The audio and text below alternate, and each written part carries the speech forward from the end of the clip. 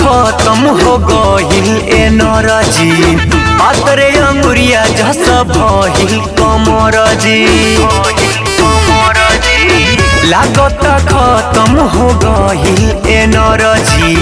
पातरे अंगुरिया जस भहिल कमरजी काजू बादाम केतनो पीस के पियली काजू बादाम केतनो पीस के पियली भतार भैले सखी हो सुख के करैली भतार भैले सखी हो सुख के करैली।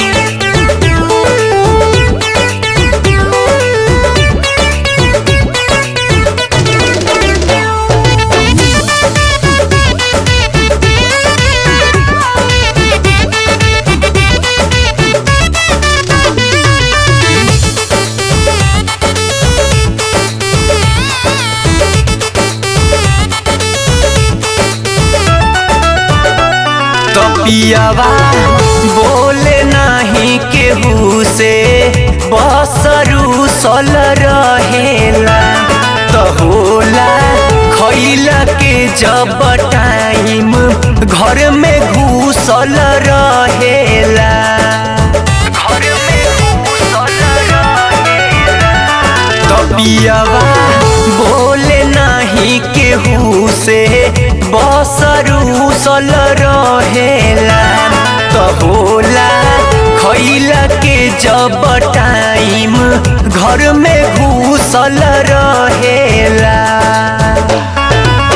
लइका समझ के हम लागे सुतैली लइका समझ के हम लागे सुतैली भतार भैले सखी हो सुख के करैली भतार भैले सखी हो सुख के करैली।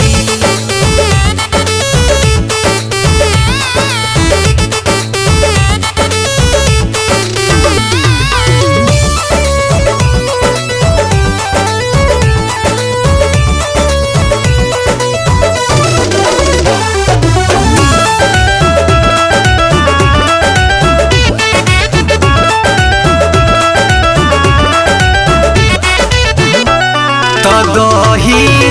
दूध तनिको इनके नाही सूट करेला तरबी फल फूल तकी या के नीचे धरेला